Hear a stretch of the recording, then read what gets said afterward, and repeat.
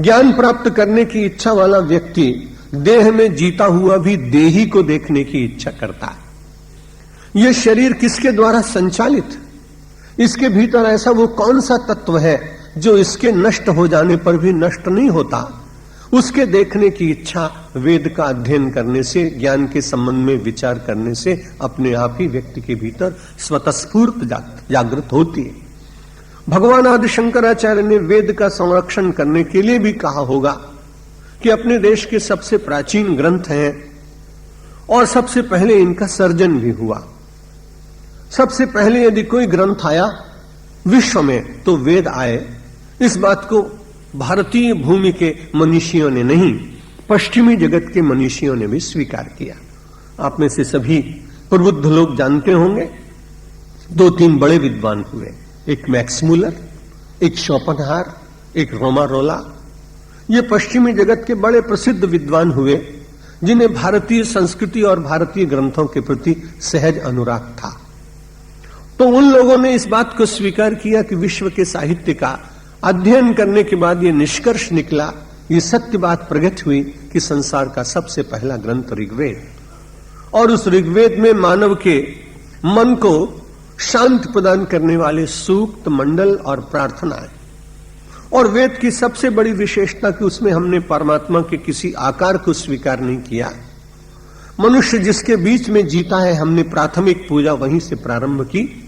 वेद ऋग्वेद का पहला मंत्र भी अग्निमीले पुरोहितम में अग्नि की उपासना ही बताता है, क्योंकि मनुष्य अग्नि के बिना जी नहीं सकता है। पावक उसके जीवन का अनिवार्य अविभाज्य अंग है। भोजन उसके द्वारा बनता है, नीराजन उसके द्वारा होता है। जब आरती करते हैं तब उसमें अग्नि की ज्वाला है, अगरबत्ती प्रकट करते हैं तो उसमें अग्नि का स्फुलिंग है, भोजन करते हैं तो जो भी उसका माध्यम हो उसमें अग्नि है, जीवन के व्यवहार और वाहन चलते हैं उनमें अग्नि तत्व है। इसलिए सबसे पहले वेद ने जिसकी उपासना बताई विश्व को, वो अग्नि की उपासना बताई। उसके बाद सूर्य की उपासना बताई, उषा की उपासना बताई, चंद्र की उपासना बताई। सूर्य, चंद्र, ग्रह, जल, जो हमारे जीवन के ऐसे अनिवार्य अंग हैं जिनके बिना हम जीवित नहीं रहते, वेद में सबसे पहले उनकी ही उपासना हुई। धीरे धीरे अन्य देवताओं का वर्णन भी आया, विष्णु का आया, रुद्र का आया। इसलिए सब उपासनाओं को धीरे धीरे हम सबको प्रदान करने का कार्य वेद ने किया। और शोपेनहावर जैसा विद्वान जब निरंतर वेद को पढ़ते पढ़ते, वेद का ही एक भाग है उपनिषद, जब वो उपनिषद पढ़ने लगे तो वो इतने खो गए कि अंतिम समय में तो उन्होंने अपने मित्रों को ये बात कही और लिखी भी कि मैं बहुत दिनों के बाद वेद के संबंध में कुछ जान पाया। और बड़ी एक अद्भुत बात भी लिखी, उनके शब्द मुझे पूरी इसमें स्मरण नहीं आ रहे, उसका भाव बताता हूं कि मैं जिस धर्म में उत्पन्न हुआ उसमें जन्मांतर को नहीं मानते, पुनर्जन्म को स्वीकार नहीं किया गया, क्योंकि मैं क्रिश्चियनिटी में उत्पन्न हुआ, ईसाई धर्म में उत्पन्न हुआ। लेकिन जब मैंने वेद और उपनिषद का अध्ययन करना प्रारंभ किया तो मेरा धीरे धीरे जन्मांतर पर विश्वास बढ़ने लगा। अब वो अपने लेख में लिखता है कि मेरे सामने बड़ा अंतर्द्वंद है कि मेरा जन्म होगा कि नहीं होगा।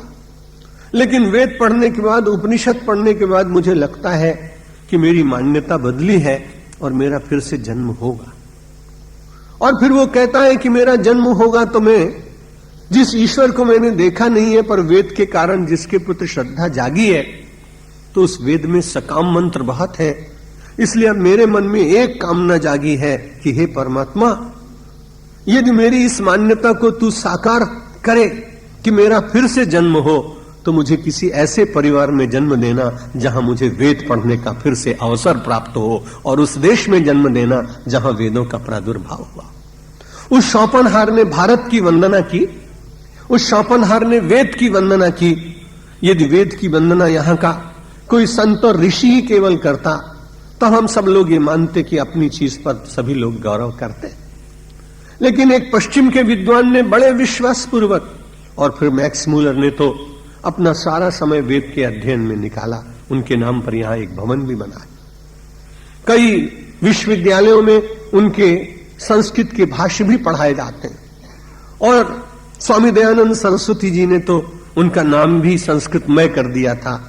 उनसे कोई पूछता तो कहते नहीं भाई, मैं मैक्स मूलर नहीं कहता हूं, मैं उनको मोक्ष मूलर कहता हूं, क्योंकि वो एक ऐसा पश्चिमी विद्वान था जिसने मोक्ष के संबंध में बड़ी चर्चा की, विचार किया। भगवान आदि शंकराचार्य इसलिए भी कहते हैं कि वेदो नित्यम अधीयताम,